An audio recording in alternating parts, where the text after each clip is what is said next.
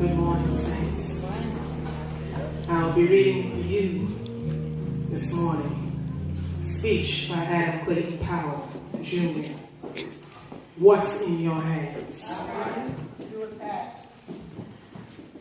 As far as I know here, you're in trouble. What it says about, it's about 30% are unemployed. That's why I'm working hard to get this surplus food here. Some of you say to me, well, I'm not like you. I'm not a congressman. I haven't got education. I haven't got work. But you're a human being. And you know what you've got?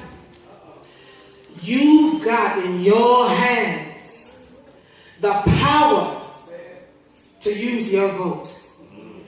And to use even the few cents you get from welfare to spend them only where you want to spend them. Look at that.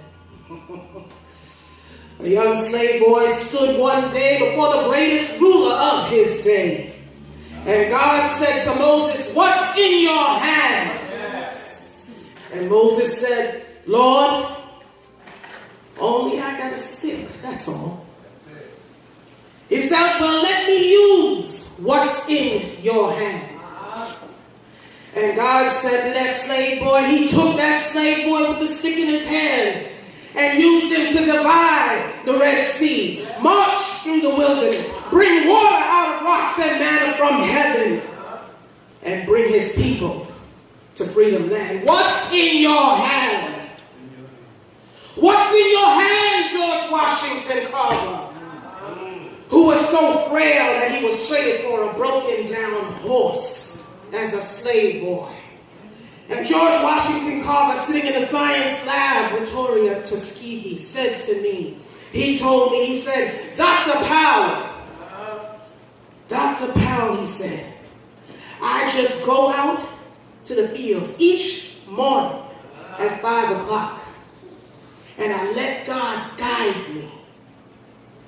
And I bring back these little things and I work them in my laboratory. And that man did more to revolutionize the agricultural science of peanuts and cotton and sweet potatoes, more than any other human being in the field of agricultural science. What's in your hand? Just let me use it. That's all. What's in your hand? I have a string in my hand. And I'm flying a kite. And way up in the heavens, lightning strikes it. And I, Benjamin Franklin, discover the first possibilities of electricity with a string in my hand. Mm-hmm. What's in your hand, little hunchback sitting in a Roman jail? I haven't got anything in my hand but an old quill pen. But God says, write what I tell you to write. And Paul wrote, I have run my race with patience. Wow. I have finished my course. I have kept the faith. Henceforth, there is laid up for me the crown of righteousness. What's in your hand, little boy? And I've got a slingshot. All I've got is a slingshot. And the enemies of my people are great and big, and they're more numerous than we are. Well, little David, go on out to the brook and pick out some stones and come on back. And close your eyes if you want to. And pull back that slingshot and let it go.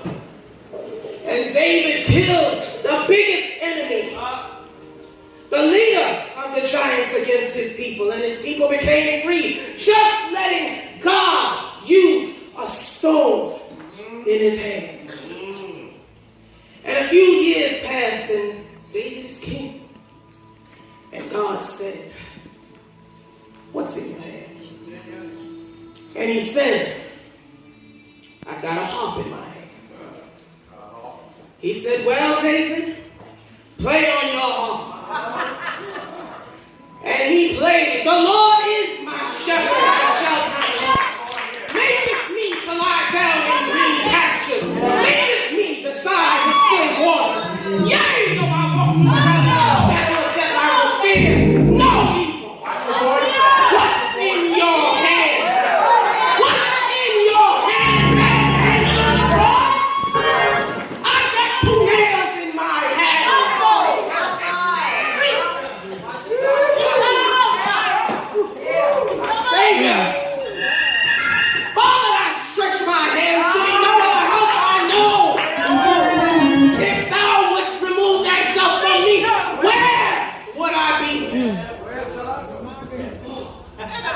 And that man with 2 nails in his plans, in his hand, split history in half, BC and AD. And what's in your hands tonight, people of Cambridge? I'm going to say it again. What's in your hands, Lord, today, people of St. Mark? Okay? You've got God in your hands. And he'll let you win. Because he's on your side. And one with God is always the majority. Because he's on your side. So walk with him and talk with him. Work with him.